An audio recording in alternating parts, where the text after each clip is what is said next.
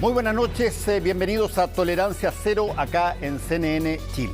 El gobierno y la oposición están tratando de reconstruir puentes, así se dijo, tras el anuncio de los indultos presidenciales que le quitó más de una pata a la mesa de seguridad.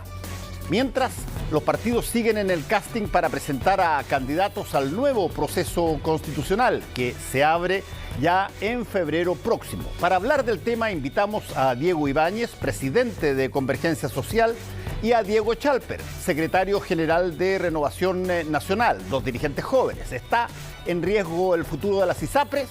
Ese es el segundo tema. Bueno, al menos parece que más de un problema existe en ese sector después del fallo de la Corte Suprema.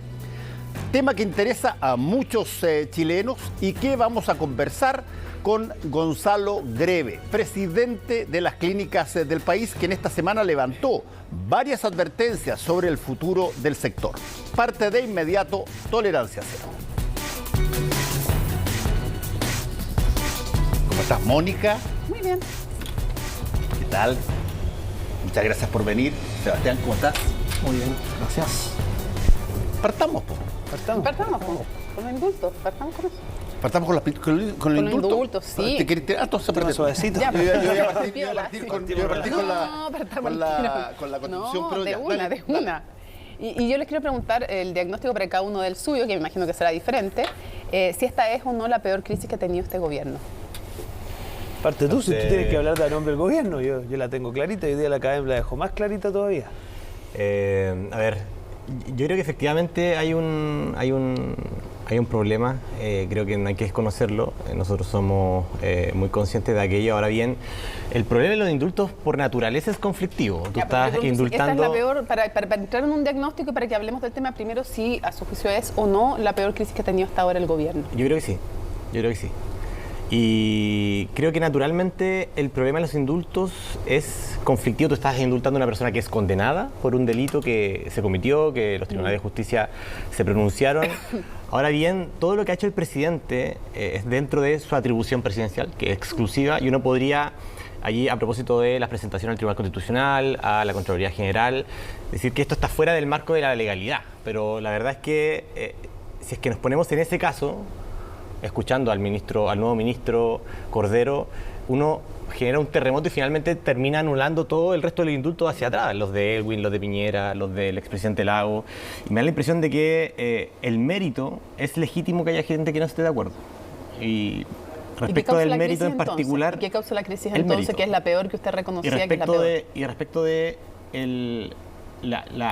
la reflexión para otorgar aquel indulto radicado en el caso en particular del estallido social, y yo lo quiero decir aquí honestamente, me parece correcto.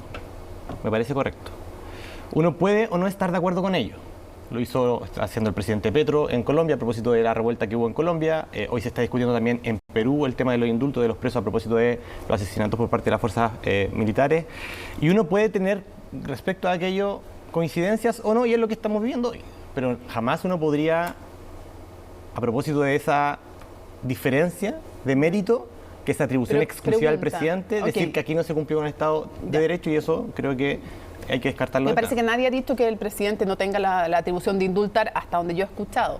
El punto es cómo se ejerce. Y yo quiero preguntarle si usted cree, para después darle la palabra al diputado Chalper, ¿cree que son válidos todos los indultos, los 13 indultos otorgados? ¿Son válidos? Porque una cosa es que el principio de otorgar indultos a presos por lo ocurrido en el estallido, usted lo comparte, y otra cosa es que a quienes se eligieron o se les decidió dar el indulto. Para usted, diputado, ¿todos los indultos están bien dados? Yo creo que efectivamente es conflictivo hoy analizar el mérito, no lo voy a desconocer. Pero nuestra posición como partido del presidente es que respaldamos su decisión. Él tenía un compromiso con las familias. Aquí hubieron familias que siguieron todos los procedimientos administrativos, que se revisaron los antecedentes, y frente a ello el presidente reflexionó y los otorgó. Es que no sabemos si reflexionó con todos los antecedentes, porque hasta el día de hoy no se sabe si tenía todos los antecedentes. Yo en concreto le pregunto, ¿alguien que tenía antecedentes previos al estallido? Se dijo que no tenía todos los antecedentes. Claro, pero es que hoy día dice el ministro Cordero dice Exacto. algo que no sé en dónde está, pero solamente No sé para si lo cerrar, dejo mejor o peor. no lo sé, pero solo para cerrar, indultar a personas como Luis Castillo, que tenían un prontuario previo, ¿usted lo respalda también? A ver, el presidente estableció una decisión. Esa decisión que se ejecutó mal, que se comunicó mal, las responsabilidades políticas están a la vista. Y el presidente decidió también asumir un costo político en ello. Y la pregunta que se me hace, si es que yo fuese presidente, yo creo que es un poquito ficticia desde el punto de usted vista como diputado, ¿respalda de- políticamente indultar a alguien que tiene antecedentes penales previos o no? Es que todos los indultados han sido condenados, por tanto todos tienen pues antecedentes no, previos. por el y en este caso en estallido, tener particular, otros antecedentes en este aparte del caso, en estallido. este caso en particular, fíjese que asumiendo el costo de esta respuesta, respaldo la decisión de mi presidente. Sí, yo creo que nadie, Mónica, ha puesto en duda, tú lo dijiste bien, la atribución del presidente. Ahora la pregunta es ¿cuándo, cómo y cómo se comunica, ¿no? Yo creo que el cuándo no puede haber sido peor.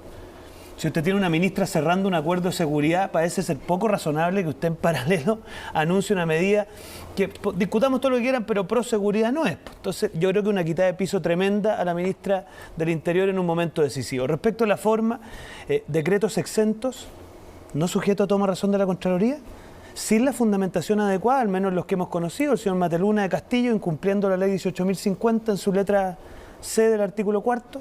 Y además, ya si uno mira la cronología de los anuncios, primero el presidente diciendo que no son delincuentes. Después la ministra vocera diciendo que no tenía todos los antecedentes. Después el presidente hablando de desprolajidades y la guinda de la torta la pone hoy día el ministro Cordero diciendo que sí tenía todos los antecedentes. No dice Con lo cual, exactamente eso. Dice que no no que él tiene las descarta que herramientas. exista, él dice descarto Que que no actuó por exista. error. No, Personas descarto que exista equivocadas. un antecedente que permita afirmar que se indultó a personas equivocadas. Bueno, yo creo que escogieron muy bien al ministro porque no he visto frase más jurídica, pero lo cierto que dice No digo, yo es que digo para parecía que ser tenía, fiel, yo digo para parece ser que fiel tiene jurídico. todos los antecedentes. Entonces, yo no sé qué es peor, si el presidente indultó por error porque no tenía los antecedentes, que es un cuadro, o que indultó a sabiendas a 6 personas, porque Luis Castillo ha sido el más conocido, pero la tercera, perdón que cita el medio, se encargó de poner en proporción las 6 personas concretas que tienen incluso situaciones de violencia intrafamiliar. Entonces, yo creo que el presidente este es por lejos su peor error político. Yo no logro entender por qué no retrotrae la situación. Es cierto que eso le generaría un problema con las personas mismas que han sido beneficiadas, porque probablemente le interpondrían un recurso, pero ustedes me preguntan a mí, mantener este tema latente en los términos o tener efectivamente un conflicto judicial con Luis Castillo, yo no me perdería un minuto. Pero, tío, diputado Chalper, pero, ok, hay desprolijidades, uno podría ver si revocar o no, pero yo quiero llevarlo al fondo de esto. Acá hay una promesa del presidente de la República que le hizo en campaña, hemos visto también a la senadora Campillay, que ha estado influenciando bastante en esto. Vimos, apenas partió el gobierno, vimos que retiraron miles de querellas, pero entre medio tuvimos un plebiscito que fue claramente, yo diría que anti este romanticismo del estallido social que uno puede hoy día llamar. Entonces yo te pregunto más bien, ok, dejemos de lado las desprolijidades, dejemos de lado el cuándo, el cómo, sino que vámonos al fondo. Tu opinión del mérito de los indultos, ¿es acorde a esta realidad que estamos viendo, o tú más bien tenías una sensación que en realidad el problema más las desprolijidades que el mérito? Te quiero llevar al mérito, básicamente. Mira, yo creo que el plebiscito es clave para explicar esto. Porque la derrota que sufre ese mundo, el mundo que celebró los indultos ese día 30, es tremenda. O sea, básicamente Chile le dijo que no al proyecto refundacional en parte de sectores muy radicalizados, pero también de parte del Frente Amplio. Y por lo tanto el presidente no podía terminar el año sin hacerle un gesto a ese sector. Yo en esto me parece que lo que hoy día plantea un profesor de la Universidad de los Andes en el Mercurio es muy interesante, porque en el fondo el presidente Boric le habla a esa base de apoyo final, que es la que hoy día se expresa en la encuesta Cadem. O sea, cuando el presidente hoy día tiene un 25% de apoyo es porque a esa base no la puede perder, y yo creo que a esa base le está hablando con los indultos. Ahora, yo lo que creo que es el error de cálculo es que si fueran pura gente que tiene detenciones por el estallido social uno lo puede entender. Pero aquí tú tienes 6 personas. Luis Castillo ha sido el más emblemático, y yo al menos no soy partidario de estar refrescando permanentemente los nombres. Pero perdóname, Sebastián, pero ¿qué uno son puede 6 entender? que tienen prontuario, donde lo del estallido social es un punto dentro de un largo prontuario. Entonces, me da la impresión que ni siquiera cumple con su promesa de campaña, porque va mucho más allá. Pero perdona, ¿qué uno puede entender? ¿Que acciones delictuales en un contexto de estallido uno podría, a su juicio, indultar? O sea, no, esa era su promesa de campaña. que un contexto específico justifica la comisión de ciertos delitos. Yo, por supuesto, que no comparto eso, pero uno podría decir, mire, este señor fue electo, dijo eso cuando fue electo, puede ser. Pero el problema es mucho más profundo. Él, al momento de indultar, las personas que están en esa condición son la excepción, no la regla general. Pero déjame plantear una cosa. Los indultos, y lo hemos conversado acá anteriormente y ustedes probablemente también, los indultos son una cosa relativamente tradicional que la hacen prácticamente todos los mandatarios, y han habido indultos que tuvieron una crítica muy fuerte, pero que en la época de la dictadura, cuando no había cómo volver atrás, nada, ni siquiera tocar esto en congresos porque no había congresos, se hacían los indultos tal cual y uno no veía un reclamo al respecto, por ejemplo, en el caso de tu sector. Pero es cierto, llega un momento dado en que vuelve la democracia y las cosas tienen que formalizarse en un determinado momento. Y vuelven a aparecer, por cierto, indultos en un montón de cosas. Y esta promesa de campaña que hizo el presidente Boric, y lo pregunto aquí abiertamente, ¿el indulto es algo que se califica como una promesa de campaña o el indulto es una acción que el presidente decide tomar? Porque una promesa de campaña da la sensación que es como muchas otras promesas de campaña que son básicamente rótulos que tú planteas, etcétera. ¿Por qué debería ser especial este tipo de recurso? Por el hecho de que el presidente habló en campaña. De hecho, Giorgio Jackson también dijo, incluso puso fecha, dijo, esto va a ser la primera semana cuando entre el gobierno. ¿Qué de valor tiene de que eso haya ocurrido de esa manera? Si es que el indulto está dañando al gobierno, ¿cuál es el empecinamiento para continuar con él o por lo menos para revisarlo? Yo creo que es interesante esa pregunta porque quizás saca a colación la dimensión ética de acciones que tienen mucho costo para efectos de la legitimidad social, pero de una u otra manera implican cierta consecuencia también en el discurso sostenido en el tiempo, independiente de los vaivenes de la política. Hoy la política en el mundo entero es muy oscilante, vivimos una crisis global de la democracia y las aprobaciones suben y bajan, los gobiernos están un día en el piso y el otro día están muy arriba. Creo que justamente el acompañamiento de las familias que hicieron todo el procedimiento, que fueron 12 familias justamente que solicitaron los indultos, que se revisaron los casos por parte del Ministerio de Justicia y que luego se otorgaron los 12, porque en todo el año señaló el ministro Cordero que fueron 64 indultos los solicitados y se otorgaron los que ya conocemos. Me da la impresión de que ahí hay un valor más allá de la etiqueta de la promesa de la campaña, que dice relación con una perspectiva histórica sobre la cual tu rol en un gobierno determinado quiere cerrar ciertas heridas y quiere dar vuelta a la página, que es la misma reflexión conversando con diputados y senadoras de Colombia que hace el presidente Petro a propósito de la represión que hubo a propósito de las revueltas sociales en Colombia. Y me da la impresión de que uno podrá estar, y este es el debate que probablemente que se viene, ¿estamos de acuerdo con la figura del indulto, como el resabio monárquico, del perdón, etcétera? Claro, es un debate, pero... A eso vamos a llegar, de todas maneras. Pero frente a la actual situación me da la impresión de que el presidente se hace cargo y en ello hay cierto grado de consecuencia y de ver el costo a largo plazo. Pero es que es raro, hay algo que es raro que todavía no queda claro, y no queda claro porque no contestan básicamente, y es que, según el diputado Winter, por ejemplo, que el presidente puso como condición que llegue a mi escritorio nombres, obviamente tienen que solicitar indulto, de personas que soliciten indulto sin antecedentes previos a los del estallido. Y resulta que termina indultando a personas que no tienen antecedentes, es cierto, pero otras que sí tienen antecedentes. Entonces, de nuevo, eso no se condice con el propio criterio que se supone, según el diputado Winter y otros personeros, había establecido el propio presidente.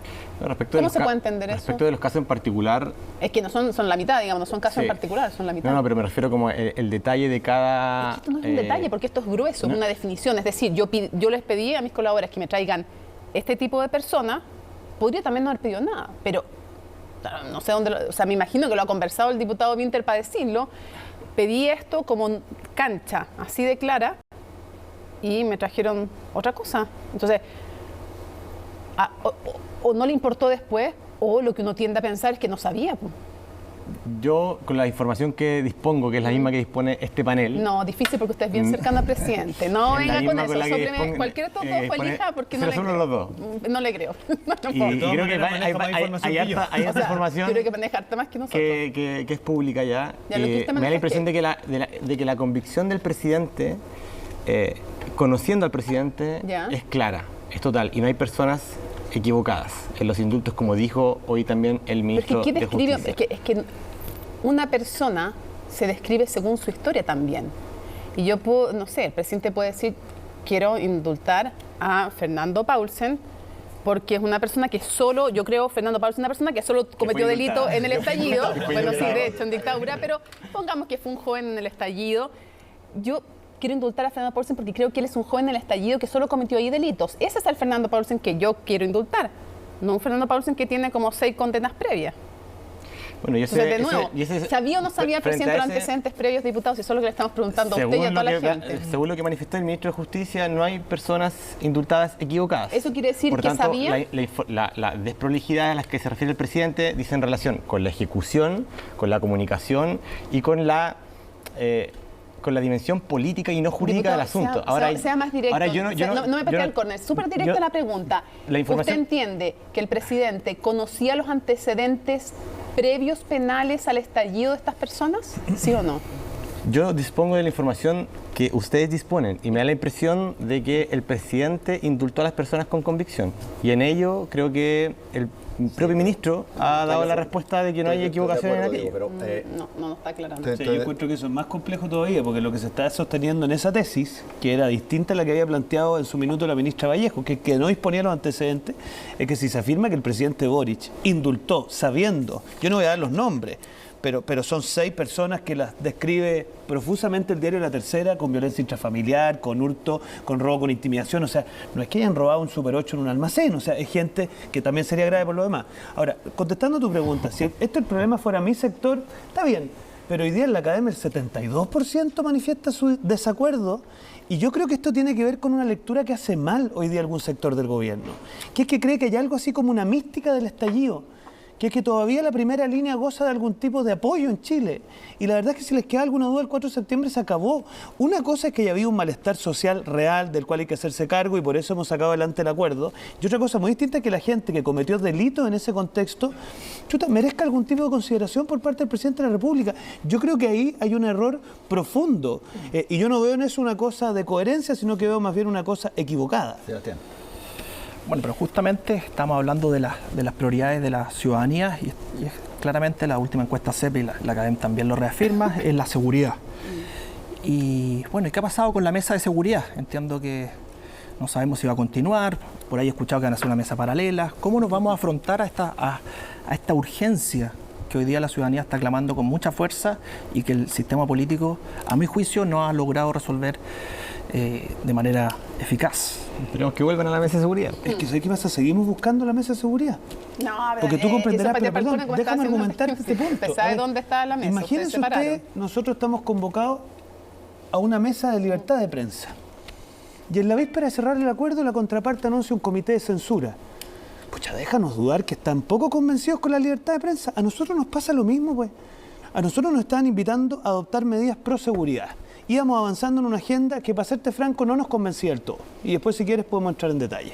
Pero en la víspera del acuerdo, cuando la ministra Toalla estaba prácticamente sacando el confeti, nos anuncian indultos para personas con prontuarios de este nivel de profundidad. Entonces nosotros, obviamente, la ministra suspende la mesa, no tanto porque Chile Vamos no quisiera asistir solamente, sino que porque se da cuenta que el consenso cambió. Entonces, yo en esto fíjate que voy a hacer de la doctrina de Luis Cordero. Papelitos. Papelitos que nos digan cuáles van a ser efectivamente los compromisos del gobierno en materia de seguridad, porque para volver a discutir Defensoría de las Víctimas no como piso, Ley Antiterrorista 2.0, que es lo que hemos propuesto sin piso, Estatuto de Protección a las Policías con un efectual apoyo a los policías en el uso de la fuerza, yo francamente creo que ya, y que los chilenos lo decidan, pues, porque yo al menos, Sebastián, para una mesa de paracetamol frente al cáncer no estoy disponible. Ahora, usted... Obvio que si hay una mesa se avanza más rápido, ¿no? Depende, porque No, el gobierno, Mira, Mónica, en la mesa constituyente no avanzaron más Sí, rápido. Ya, entonces, si la pregunta es a quién le hacen daño. Sí. Bueno, pero la pregunta al final que yo creo que muchos se hacen es: ¿a quién le hacen daño cuando se paran de la mesa? ¿Al gobierno o a los ciudadanos que están esperando que se pongan de creo que acuerdo? tienes un Porque punto. Osandón, por ejemplo, también lo decía Codina, por ejemplo. Desde su partido le están diciendo: siéntense igual, aunque repudien los indultos, porque si no dañan a la gente. Y además le dan una excusa al gobierno. Le dicen esas dos cosas. Mire, le voy a dar una primicia. Ellos tienen Ah, en todo una caso primicia. la experiencia de haber sido alcaldes y cuando tú eres alcalde de una comuna, vas a tener mucho roce ideológico con otros alcaldes, pero si es que no te pones de acuerdo mínimamente en un orden básico territorial, o sea, no te vas a quedar con nada en tu alcaldía. ¿Sabes lo que pasa? Que ¿Cuál aquí- la primicia? Sí, hay dos errores que no podemos ¿pero la cometer. primicia? Cierro con eso. Primer error sería no afrontar el problema, obviamente, ¿te fijas? Pero el segundo problema sería hacer como lo que pasó para la LGE, no sé si te acuerdas, la Ley General de Educación, que se juntaron, se levantaron las manos y todos sabían que ahí no se resolvía un gramo el problema educativo en Chile. Entonces, nosotros lo que hemos ido construyendo, y en esto efectivamente tanto el diputado Longton como el senador Osandón han ido jugando un rol, es viendo si realmente el gobierno va a tener disposición para adoptar las medidas que hay que tomar. Y mi impresión es que si el gobierno avanza en lo que ha ido comprometiendo y hace anuncios correctos esta semana, yo creo que podríamos restablecer el diálogo en materia de seguridad. Dentro de los anuncios correctos está la rectificación en términos de los indultos. O sea, yo espero, a ver, no, yo la verdad que esto está radicado en interior, nosotros somos conscientes que ojalá justicia retire los indultos, pero lo hemos radicado exclusivamente en interior y cosas como estas son, por ejemplo, nosotros necesitamos resolver el tema en materia fronteriza. Y por lo tanto necesitamos que el gobierno nos diga si esta ley de infraestructura crítica que están empujando incorpora fuerzas militares en la frontera, porque vemos que el nivel de descontrol es de tal envergadura que algo distinto no da. Esa es la ejecución de la ley, porque la ley te da Por eso, atribuciones para pero- poder hacer eso. Pero que ojo, No, la nueva como el ley que que la tiene que ver ejecuta. después del decreto Sí, de pues, ahora. sí, pues como la La que es más ejecuta el larga. presidente de la República, el mismo que acaba de indultar, nosotros queremos que nos dé algunas garantías. Después, estatuto de protección para las policías. ¿Qué nos dice las policías? Que si un policía hace uso de la fuerza, Mónica, termina declarando como imputado. Eso no es posible y por lo tanto tenemos que encontrar la manera para resolver eso. ¿El gobierno va a estar disponible? Sí o no. Tercer tema para nosotros fundamental, ley antiterrorista. Al gobierno no le gusta aplicarla. Bueno, Renovación Nacional ha presentado un proyecto alternativo. La ministra ha quedado a estudiarlo, yo espero que lo estudien y nos ayuden a Pero, avanzar. a ver, usted nos estaba anunciando que si llegan a acuerdo en algunas garantías respecto a seguridad, RN podría volver esta semana, No, esta yo lo semana que digo viene a es la lo mesa. Yo lo que digo es lo siguiente, acá se quebraron las confianzas Ya. por un acto unilateral del presidente de la República. La ministra de Interior ha estado dando algunas señales tendientes a que va a avanzarse, a restablecer las confianzas. Y para nosotros el restablecimiento de las confianzas supone que haya ciertos temas, Ya. que no es que sean de renovación, Mónica, o sea que los carabineros hoy día puedan hacer uso de sus armas, no es un problema de No, sí, renovación. no, pero entonces, ¿cuál es el anuncio de renovación? Si eso se muy cumple, ¿ustedes simple, podrían volver muy esta simple. semana? Nosotros como bancada hemos estado planteándole a la ministra temas que son indispensables para nosotros y si la ministra logra el apoyo, y aquí hay harto que decir en este nombre, logra el apoyo de ese sector de la coalición y es capaz de avanzar, obviamente nosotros estamos disponibles para establecer Para el volver a la diálogo. mesa. Y hay una cosa que me queda una duda. Usted acaba de decir, que no quiero que quede colado, que un carabinero que hace uso de la fuerza No sé, imputado. declare como imputado no es admisible nunca, y si hace mal uso de la fuerza. Ah, no, está claro. Ah, bueno. Buena su ya. corrección. a Sí, ver. porque si no ¿Qué queda hemos- como que nunca qué- podía ser qué imputado. ¿Qué hemos dicho nosotros al leer el caso de varios carabineros? Que es que en el marco del uso de la fuerza, en el ya, cumplimiento ya, de su ya. deber, Ya, no, sí, obviamente, está. Ya. ojalá no Es que partamos de la me base que ha había- cometido un abuso policial, porque ¿cómo si lo no, ves tú? estamos en el A peor ver, del mundo. Pero bueno, está anuncio, ¿no? buena noticia. Buena No, no, noticia. no es noticia, es condición. pero, o sea, primera vez que escucho a alguien que sugiere que puede eventualmente volver a la mesa de seguridad. Creo que no que lo había podemos escuchado restablecer antes. el diálogo. Osandón, Más RN. allá, claro, pero Pero de los que tienen que estar sentados en pero el tú indulto. estabas sentado en la mesa Estaba. y participaste y eres Con parte del mucha debate. Así que desafección, ¿eh? yo creo que es importante que en estos temas construyamos transversalidad. Y me da la impresión de que hoy, cuando el gobierno tiene el 38% del Senado, el 42% de la Cámara de Diputados, es obvio que necesitamos construir grandes acuerdos. Ahora, ese grande acuerdo implica incluso en la diferencia y en las complejidades de los vaivenes, cuando no estás de acuerdo, nunca pararte. Que es lo que hicimos justamente para el tema constituyente. Estuvimos a punto de pararnos en la mesa cuando llegó Amarillos por Chile, cuando en algún momento se estancó 2 meses respecto de qué íbamos a hacer de experto o no experto. Me da la impresión de que hoy día, si es que no somos capaces de articular cuestiones útiles para la ciudadanía, los únicos que pierden acá, ni siquiera ni el Frente Amplio, ni gana la UDI, aquí lo único que pierde es la política en general. Y somos muy conscientes, y tú también eres muy consciente, decíamos, lo hemos conversado, de que cuando pierde la política su utilidad, ¿qué pasa después? O sea, la tolerancia al autoritarismo sube automáticamente y el populismo se desata. Bueno, se te produce una manifestación que te violenta las instituciones. Implosiona, ha pasado en Estados Unidos y acaba de pasar recién en Brasil. Exacto, implosiona la democracia. Y cuando implosiona la democracia, producto de la propia carencia de la política de llegar a un acuerdo y de serle útil a la vecina, al vecino, se destruye todo. Ya, Sí, pero convengamos dale. una cosa, te la pregunto también, Diego. Convengamos una cosa, que en política hay un montón de variables, etcétera, pero una de las variables que siempre está presente, y lo voy a decir con toda la realidad de la palabra, es la visión estratégica de, a ver, ¿me conviene o no me conviene esto? Tuviste que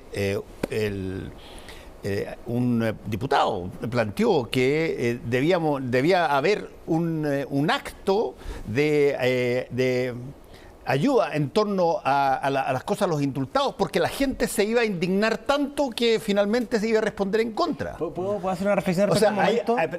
al tiro te pasó. Y por lo tanto te digo, ¿qué tanto la oposición, al ver que le está yendo mal al presidente en términos de imagen, oye, ¿por qué tenemos que solucionar el problema? Te puede preguntar a alguien, y tú puedes escuchar eso, de hecho, de la Carrera lo dijo. Tú puedes escucharlo ahí, oye. O Pero, agreguémosle en eso nunca, para- como dijo Napoleón en un momento dijo, nunca jamás en la vida interrumpas a tu enemigo cuando está haciendo una cagada. ¿Sabes lo que pasa, Fernando? Pero va en esa línea o no, porque podemos No, ir no, también para ese no, tema, sí, el entrar- tema de las acusaciones, si Sí. va en esa línea o no, porque hay dos ya, Sí. una es de Chile Vamos, otra de Republicanos presentadas, dos Oye, acusaciones, yo una creo- contra Jackson y otra contra Yo Rico. creo que el adversario común de la política hoy día es la demagogia, el populismo, el matonaje y la confrontación permanente. Y eso solo se alimenta cuando la política es incapaz de dar respuestas contundentes a los problemas cotidianos. Yo creo que el acuerdo constitucional tuvo un gran mérito, y en esto espero que me entienda lo que va a decir mi colega Ibáñez, que hubimos algunos ahí sentados a contrapelo muchas veces de nuestra gente para lograr un buen acuerdo.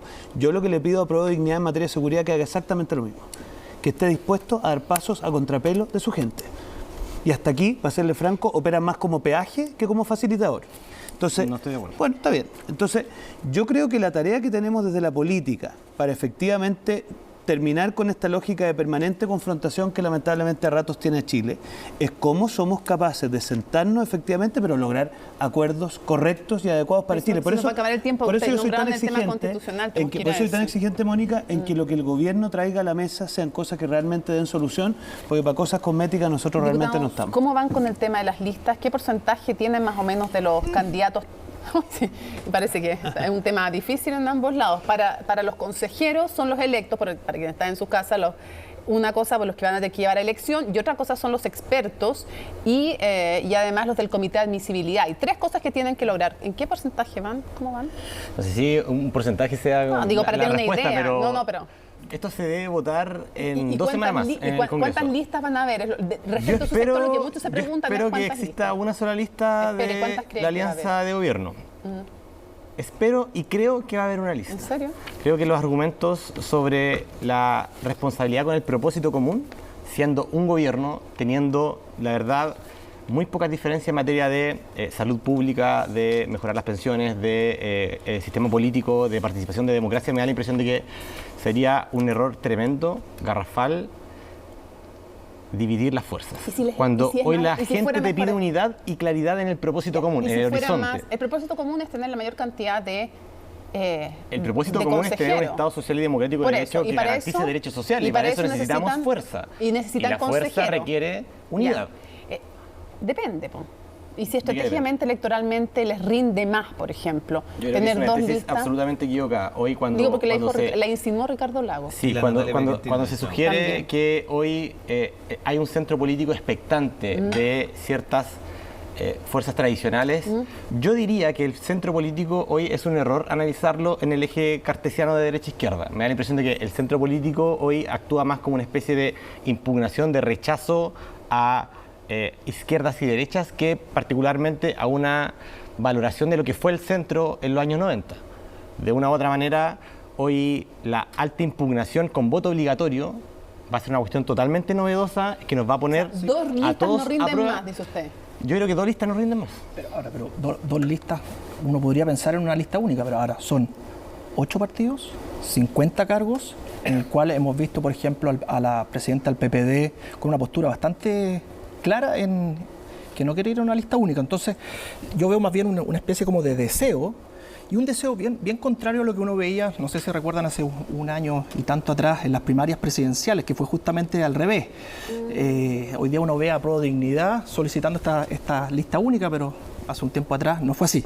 Entonces, yo quería preguntarte sinceramente si tú realmente crees que van a lograr generar mayor votación con una lista única a la luz del resultado del plebiscito. ¿Por qué digo esto? Porque el gobierno se matriculó con una opción, que fue justamente el apruebo, y todos sabemos los resultados del plebiscito salía. Entonces, ¿cómo va a ser esa lista única de atraer a aquellas personas que sabemos que vienen de centro izquierda, que votaron por rechazo y por lo tanto hoy día están alejadas del gobierno? Yo creo que 2 listas podría incluso aumentar la votación, y por lo tanto yo estoy en línea con lo que dijo el presidente Lago, Natalia. Es que fíjate que yo creo que el hecho de haber tenido una derrota grande el 4 de septiembre no implica necesariamente que la gente se oponga a ciertas transformaciones sociales estructurales que proponen tanto a Pro Dignidad como Socialismo Democrático. Creo que somos capaces y debemos ser capaces de superar la pequeñez electoral del cálculo de dónde yo voy a ser cabeza de lista y por tanto dónde yo voy a presentar candidatura y quién va a tener mayoría dentro del nuevo Consejo Constitucional. A mí me da la impresión de que hoy los tiempos los exigen, en un momento que es muy delicado para la representación y la democracia, que seamos capaces de poner por delante los horizontes comunes.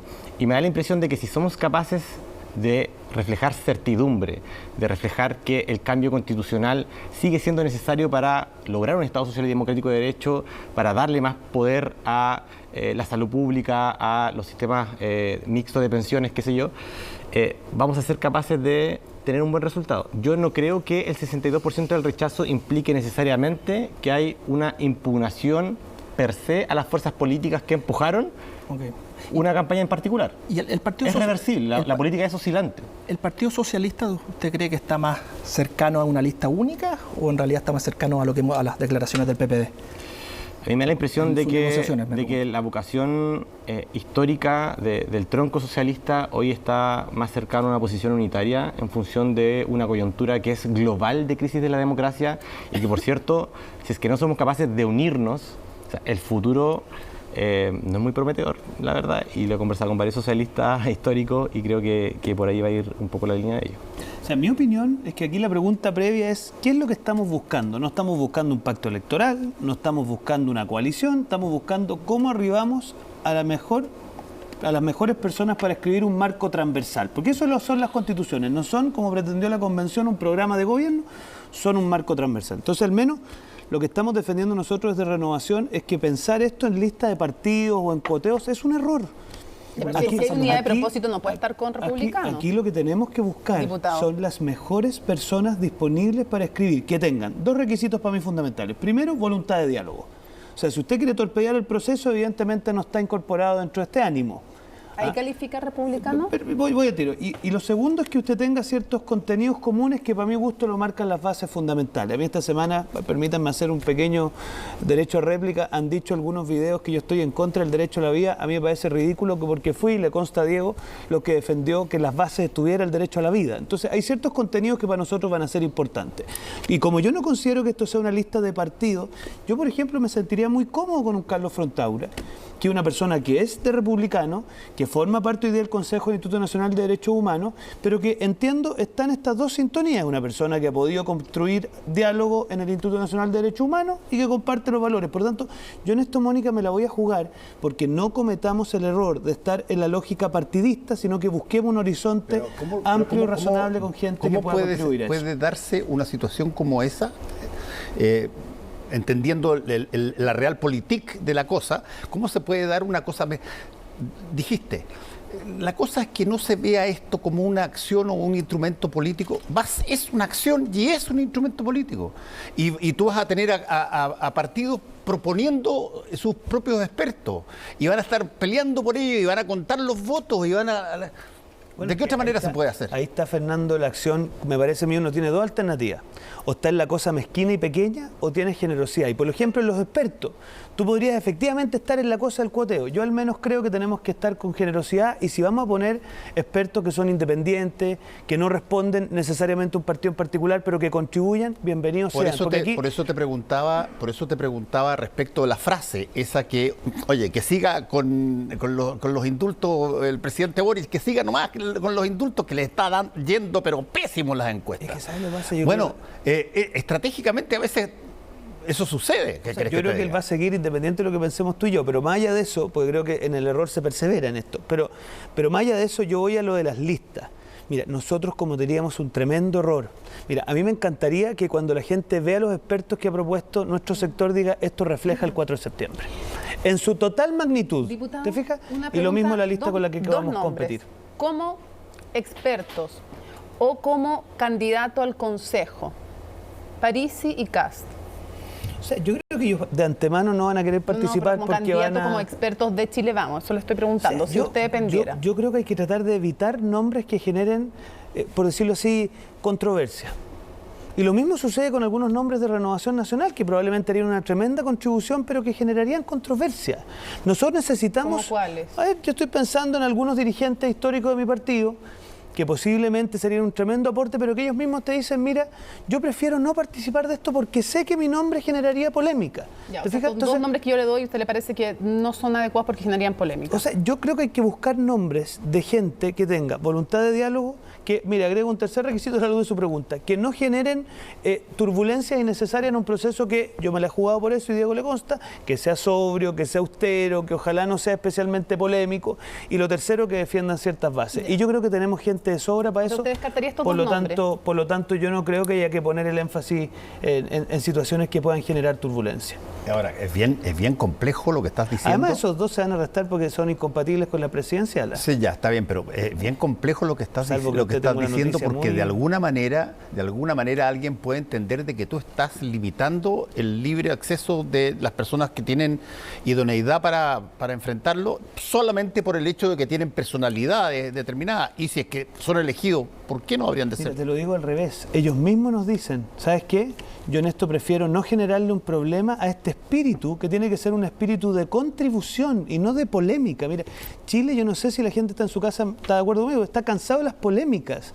Necesitamos una cosa razonable, donde gente pueda conversar sin mayor polémica y que esto termine en una constitución que ojalá tenga la mayor transversalidad posible, que permita una aprobación bastante amplia, y yo al menos espero que en eso estemos todos los partidos. ¿Tú crees que Chile está en esa actitud como la que dice el diputado Chalper, de, oye, más diálogo, más cosas, o no? Yo creo que Chile está con la paciencia agotada y no distingue entre colores, ideas políticas, ni entre los dos Diegos, cuál es el bueno y cuál es el malo, no distingue eso. No, la gente en los casos lo tiene claro. ni no conteste la pregunta. Mira, está censurando, la está censurando. sí, no nos tiramos Está pesadas. ¿Cuál es? Ay, sí. Retírate o me voy de la mesa. Dale. Y yo creo que hoy hay una cuestión que es súper cínica en la política, muy cínica, que es rehuir de la diferencia muchas veces por miedo a generar una suerte de polarización que yo creo que existe solo en los pasillos del Congreso, como una especie de pequeño teatro, que es una burbuja, pero que allá afuera la ciudadanía no la veo muy polarizada entre ella misma.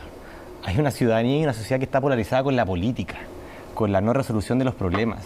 Y cuando se afirma que hay un gran problema en este gobierno de no resolver las cuestiones urgentes, hay condiciones estructurales hoy en el Estado que no lo permiten y que no se lo permitieron a Sebastián Piñera, ni al expresidente Lago, ni al expresidente Bachelet, porque hay una suerte de polarización y descontento con el sistema público de salud, con el modelo de pensiones, que es mucho más grande que el odio a los políticos, por decirlo de alguna manera. Y yo creo que eso está pasando en el mundo entero. Es parte de la crisis global de la democracia, donde la democracia está bajo asedio. Hoy escuchaba, se me olvidó el nombre de una persona que estaba a cargo de un programa de índices de cuánto han avanzado los países en democracia. La democracia está bajo asedio, pero está bajo asedio producto... Soato, así es.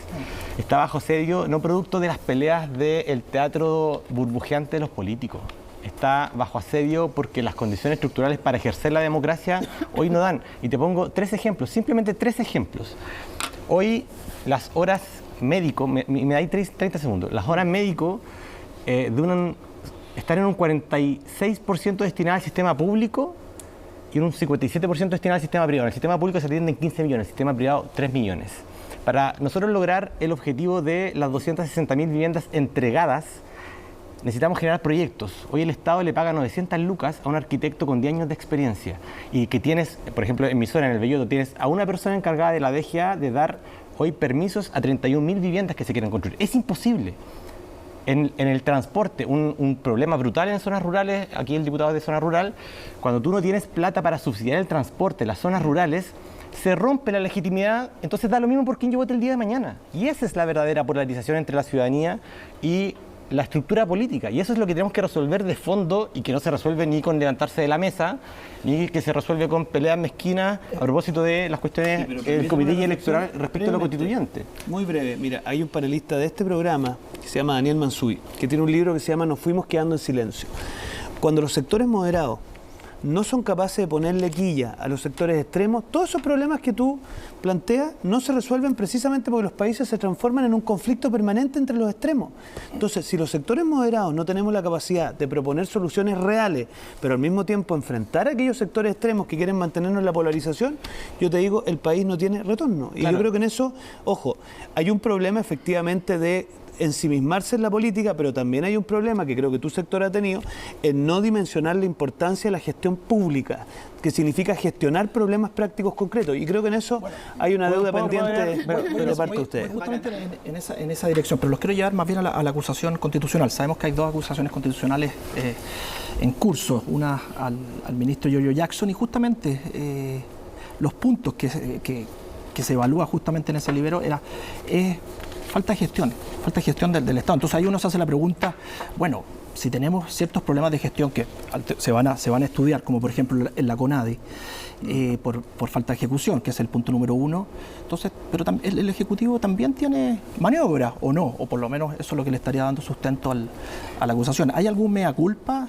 respecto a que estos primeros años de gobierno, la ejecución o el manejo del Estado no ha sido el más adecuado para la ciudadanía? Respecto a ese primer punto, 94% de ejecución tiene y lo que señala la acusación es absolutamente falso. Ahora bien, efectivamente hay que mejorar la coordinación intersectorial de los ministros. 92, ¿no 42?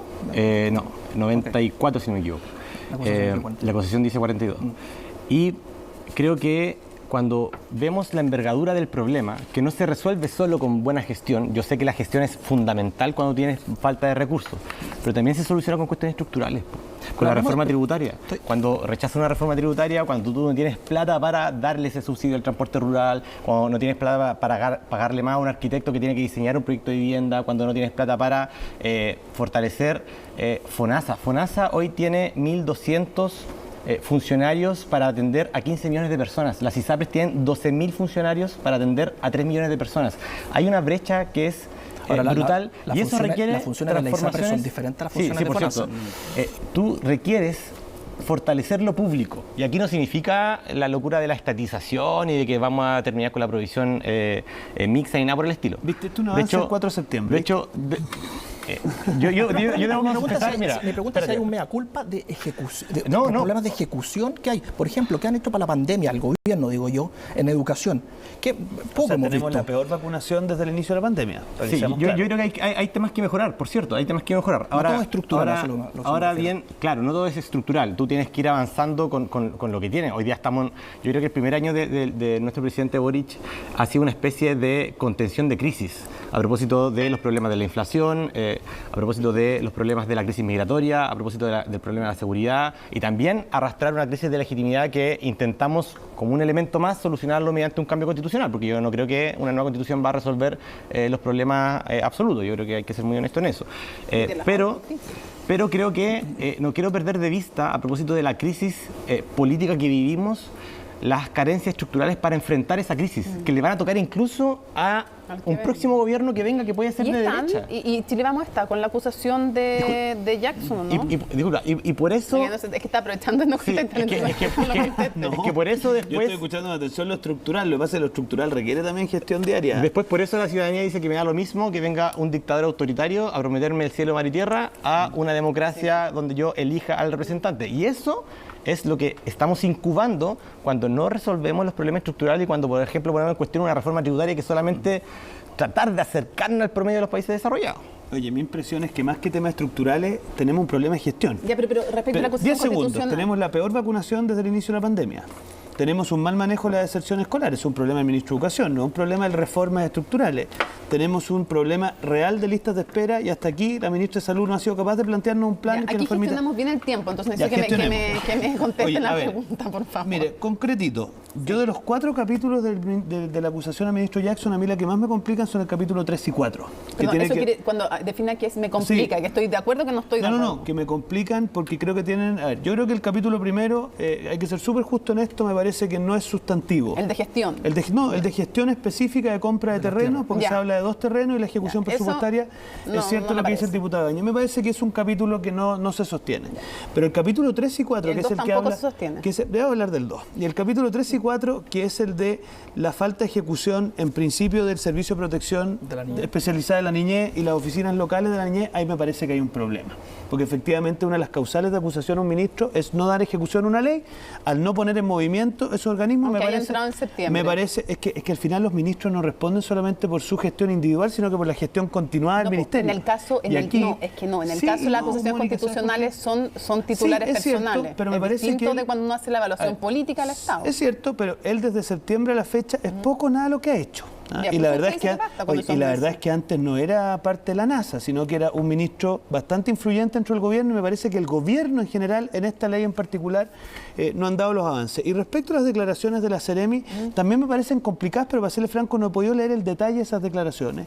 Obviamente que un ministro ejerza presión. La Seremi dice que es por intermedio de una subsecretaria, en decisiones en temas de impacto ambiental es grave.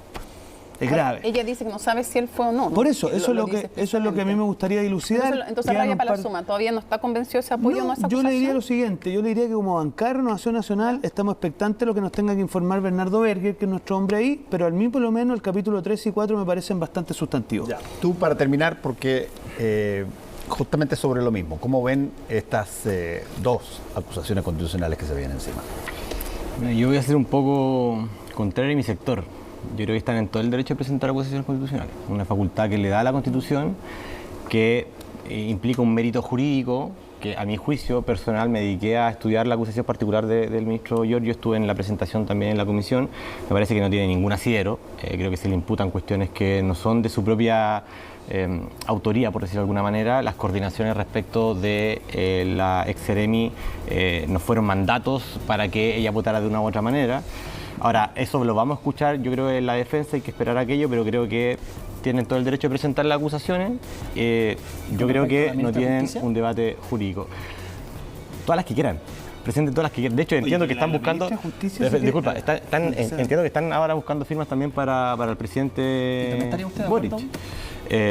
Obviamente estoy en desacuerdo porque creo que no hay mérito jurídico, pero no estoy en desacuerdo que ocupen las herramientas que les da la República para generar un contrapeso al Ejecutivo, y eso me parece que no. Ahora, cuando uno se llena y banaliza las acusaciones constitucionales... De eso saben harto ustedes. Hablemos de eso, porque yo podría dar el detalle de algunas. 4 fueron presentadas por violación de los derechos humanos, y la primera que presentamos fue porque la Contraloría declaró ilegal el protocolo para y la última porque el ministro de Educación quería que los alumnos volvieran a clase. Ya, pero mira, respecto a la ministra Ríos, por la gestión de la pandemia. Respecto a la ministra Ríos, permíteme. Fueron 12. Son 2 capítulos. Pero el primero es el manejo... Dale porque estamos terminando. Sí, 10 segundos. En lo que respecta a los beneficios carcelarios, especialmente la cárcel de Angol, pero hay varios más, a mí me parece que es muy evidente que ella no ejerce la supervigilancia necesaria en Gendarmería y por lo tanto deja sin ejecución. Y respecto a los indultos, un análisis mínimo me parece a mí que no cumple con la ley 18.050 y por lo mismo nos vemos la obligación de acusarla constitucionalmente. Ya, pero hoy día nos dio la primicia de que no es hoy día para Renovación Nacional la condición retrotraer los indultos para volver a esa mesa. Eso Es que fue la ¿sabes lo que primicia. pasa? No, a ver, No, seamos pero usted súper nos claros. dijo ya no se echa para atrás. Está bien, ¿no? no, el tema de seguridad, pero No me acaba de darle permiso de echar para atrás. respecto a la ministra Ríos. No, si la acusación es otra cosa, Ah, eso ya. es solo la mesa, que nos ha dicho que no, lo ya que no yo le he es dicho, la condición. lo que yo le he dicho a usted es lo siguiente, es que si la, papelitos, como dice el señor Cordero, si los papelitos de la señora Toá dan cuenta de una real voluntad de este gobierno de hacerse cargo del problema, Puede van a volver. contar con nosotros. Si los papelitos son más o menos, Por eso, porque Difícil. es una diferencia. Bueno, hace una diferencia. muchas gracias a ambos diputados por haber estado aquí con nosotros esta noche. Tenemos harto de que conversar más adelante cuando empiecen a, Este enero tampoco empiecen acontecido, a desarrollarse ciertos movimientos que en una de esas... dijeron que iban a hablar de la Constitución, no hay idea. No, nos tocó otros temas. Bueno, Cuando No, veamos pero el oye, elenco. la Constitución, nos va a tener ocupado hartos meses. harto rato. Todos los lunes. Hasta el 17 de diciembre. Esto otro probablemente puede llegar poquito o durar Se un supone que poquito este jueves se vota la acusación del ministro Así es. Jackson. más. Muchas gracias. Gracias por la Volvemos en un ratito.